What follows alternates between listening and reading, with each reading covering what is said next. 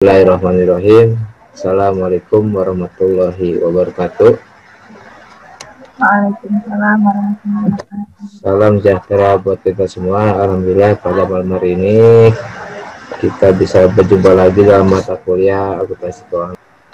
Hari ini kita akan membahas masih soal penggabungan usaha ya, yang ketiga. Ini tentang laporan keuangan konsolidasi. Ini pas sekali berbarengan dengan ada berita yang sangat panas ya, masih panas nih. Ibarat gorengan itu baru diangkat panas gitu ya, sehingga enak untuk kita bahas gitu ya. Dan berkaitan sekali dengan apa yang akan kita bahas kali ini. Baik, untuk kasus pertemuan ke-13 ini lebih banyak kita berbicara tentang merger ya, di mana dua perusahaan atau lebih perusahaan itu menggabungkan diri dalam satu perusahaan baru. Merger itu bergabung, mati semua ya, dan muncul menjadi perusahaan yang baru. Ingat, penggabungan ada tiga. Satu apa? Konsolidasi. Yang kedua merger. Yang ketiga apa? Akuisisi ya. Nah, sekarang kita bahas merger. Merger itu dua atau lebih perusahaan bergabung, semuanya mati menjadi perusahaan yang baru. Oke.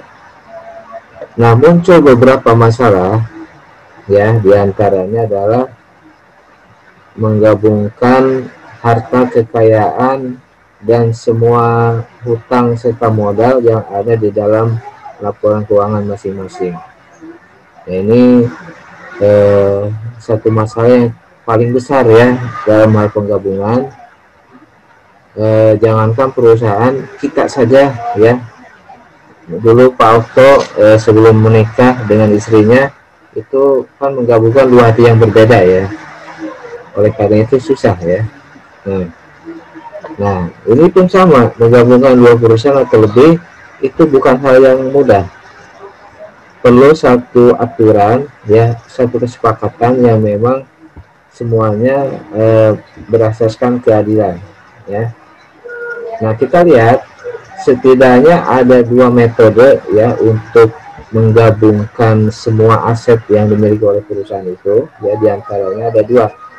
Satu, metode kepentingan ya, atau pooling of interest method, dan yang kedua adalah metode pembelian atau buy purchase method ya.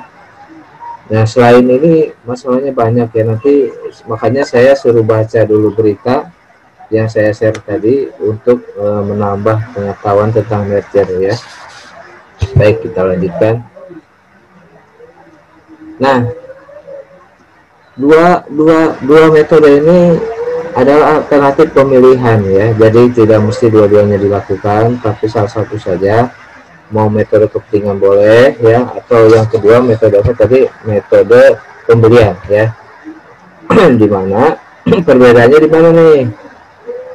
Simpelnya ya, sederhananya, kalau metode kepentingan itu adalah dilihat nilai bukunya ya, sedangkan metode pembelian itu berdasarkan nilai pasar. Tahu nilai buku? Nilai buku adalah nilai akhir dari satu aktiva ya, yang sudah dikurangi penyusutan. Oke, sudah dikurangi penyusutan, itu disebut dengan nilai buku. Sedangkan kalau metode pembelian bukan dari nilai buku, tetapi nilai pasar. Nilai buku dengan nilai pasar itu berbeda ya. Misal saya punya mobil Avanza tahun 2010, nilai bukunya itu mungkin sekitar bisa jadi karena masih baru-baru itu 100 juta lah ya, 100 juta. Akan tetapi apakah nilai pasar Avanza 2010 itu adalah 100 juta? Belum tentu, bisa jadi hanya 80 juta ataupun 90 juta. Nah, di situ ada selisih kan antara nilai pasar dan nilai buku. Nah, selisihnya itu disebut goodwill ya. Kita lihat di sini metode pertama, metode kepentingan atau pooling of interest method ini. Kita lihat di sini penyatuan aktiva, hutang dan modal akan dicatat sebesar nilai bukunya, paham ya? Dan tidak menimbulkan goodwill baru. Oke, kenapa tidak menimbulkan goodwill? Tidak menimbulkan selisih karena tidak dihitung dari nilai pasar. Oke. Nah, nanti ada beberapa kondisi ya yang akan terjadi. Di antaranya di sini modal sahamnya bisa sama, bisa berbeda setelah penggabungan. Begitu juga agio sahamnya juga laba ditanya bisa sama, bisa berbeda, bisa naik, bisa turun itu ya. Nah, nanti akan saya berikan contoh ya. Nah, sebelum itu kita harus pahami dulu ada beberapa istilah untuk perusahaan. Di antaranya adalah ada yang namanya perusahaan induk atau parent company ya. Ini adalah perusahaan ibunya ya, orang tuanya yang memiliki semua atau sebagian saham, dan mereka berhak mengendalikan operasi dan manajemen anak cabangnya ya. Dan juga ada holding company, ini juga sama, beda-beda tipis dengan perusahaan induk. Ini dia bedanya memiliki saham-sahamnya dan juga mengendalikan perusahaan-perusahaan. Nanti yang didapatkannya adalah berupa dividen. Kalau induk perusahaan itu semuanya, semua laba adalah milik induk. Kalau holding company hanya mendapatkan dividen dari anak cabang tersebut. Dan yang ketiga ada perusahaan anak atau anak perusahaan ya, yang kita kenal, atau subsidiary company. Ini perusahaan yang dikendalikan.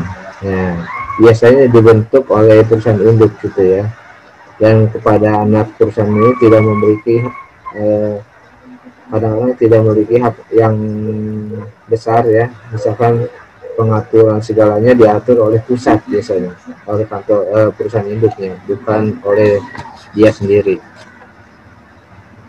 Paham sampai sini ya? Baik, kita lanjutkan. Kalian cukup menganggukkan aja kepalanya kalau paham, tidak usah berbicara. Baik. Nah, di sini ada istilah lagi, ada hubungan afiliasi antara hubungan PI itu perusahaan induk dan PA perusahaan anak. Saya jelaskan aja bahwa hubungan afiliasi itu terjadi apabila pertama modalnya memiliki modal di perusahaan yang lain, itu disebut memiliki hubungan afiliasi ya. Kemudian di dalam undang-undang perpajakan dikatakan pula disebut memiliki hubungan afiliasi itu bisa jadi karena pembeliannya mencapai 20% lebih kepada perusahaan tersebut. Paham ya? Jadi tidak mesti memiliki saham, akan tetapi kalau pembelian kita PTA, misalnya PTA melakukan pembelian kepada PTB ya sebesar 20% dari pembelian dia, total pembelian dia mencapai 20%, itu dikatakan PTA ini memiliki afiliasi kepada PTB, seperti itu. Nah, orang pajak melihat itu ya, sampai sejauh itu dilihat. Paham ya? Itu istilah-istilah antara perusahaan induk dan anak. Juga ada holding company, kemudian ada juga perusahaan anak, dan juga hubungan afiliasi yang mudah-mudahan paham. Sebentar, agak ribut di belakang. Tolong jangan gandeng kakak. Mohon maaf ya. Nah, baik, kita langsung kepada contohnya saja ya. Nah, perhatikan baik-baik, Anda sudah baca juga. Di sini ada dua perusahaan, PTX dan PTZ ya. Di sini tertera ada nilai bukunya, juga ada nilai pasarnya. Ketika digabungkan di total nih ya, nilai bukunya dan juga nilai pasarnya, sehingga membentuk neraca yang baru di kolom yang paling sebelah kanan. Ya, ada nilai buku dan juga nilai pasar. Oke. Ini kasusnya ya. Kemudian kita lihat bagaimana cara penggabungan sahamnya itu kan ya. Baik, di sini ada beberapa kondisi, ada dua kondisi ya. Pertama, apabila sahamnya setelah digabung itu sama dengan modal saham yang bergabung, sebelum bergabung ya. Di sini kondisi pertama adalah si PTX menerbitkan tambahan modal sebesar 250.000 ya. Sedangkan situasi kedua, modal sahamnya setelah digabung lebih besar dan PTX menerbitkan tambahan modal sebesar 275.000 ya. Baik, kita lihat untuk kondisi pertama ini karena modal sahamnya sama. Di sini kita lihat pada modal saham itu kan 250.000 ya. Kita lihat di soalnya lagi. Lihat PTX ini memiliki PTZ ya. PTZ memiliki 250.000 saham ya dalam rupiah ini. Dan si PTX mengeluarkan 200.000, maka ditambahkan 200 tambah 250 adalah 450 ya. Sehingga di sini kita catat dulu 250.000 ini adalah modal saham awal, sementara si X mengeluarkan 200, maka ditambahkan menjadi 450.000 ya. Kita lihat di sini setelah digabung maka modal sahamnya menjadi 450.000 ya. Dan tentunya pertanyaannya, ada agio saham apa tidak setelah digabung?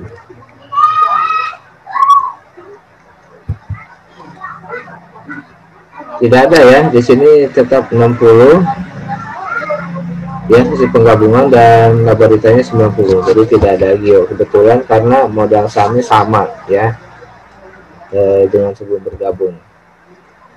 Ini kondisi pertama. Kondisi kedua, ini apabila si X PTX ini menerbitkan saham 275.000 ini ya. Nah, karena tadi modal sahamnya si Z itu awalnya ada 250, maka ada selisih 25.000 kan, maka nanti dia akan mengurangi agio saham ini ya. Kita lihat, sehingga setelah dibentuk ini sahamnya ditambahkan 200 ditambah 275 ya, tadi X dan Z tadi, sementara agio sahamnya berkurang menjadi 35.000 yang awalnya adalah 60 dikurang 25 adalah 35.000 gitu ya. Di sini jadi agionya menjadi berkurang sehingga nilai neracanya tetap sama seperti itu. Nah, ini adalah metode kepentingan atau pooling of interest ya. Sampai sini paham? Itu nanti tanya jawab setelah ini ya. Baik, kita lanjutkan lagi. Sekarang metode pembelian. Nah, apabila syarat metode pooling of interest tidak dipenuhi, maka boleh menggunakan metode pembelian, yaitu menggunakan harga pasar yang wajar. Sekali lagi, harga pasar yang wajar. Kalau tadi contoh Avanza saya dihargai harga pasarnya 80-90, itu adalah nilai yang wajar ya. Kalau di misalkan Pak Okto membeli Avanza saya 70 juta, itu kurang ajar namanya ya, bukan wajar, tapi kurang ajar itu ya. Tapi mungkin saja terjadi ya, mungkin saja terjadi, mungkin waktunya cuma 70 karena saya butuh uang, saya jual ke Pak Okto 70 juta seperti itu ya. Sekali lagi, untuk metode pembelian ini menggunakan nilai pasar yang wajar, bukan dari nilai buku. Bedanya di situ ya. Nah, oleh karena pakai nilai pasar, sehingga akan muncul nilai selisih antara nilai pasar dengan buku. Itu yang disebut goodwill ya. Goodwill itu adalah selisih antara nilai pasar dan nilai buku. Oke.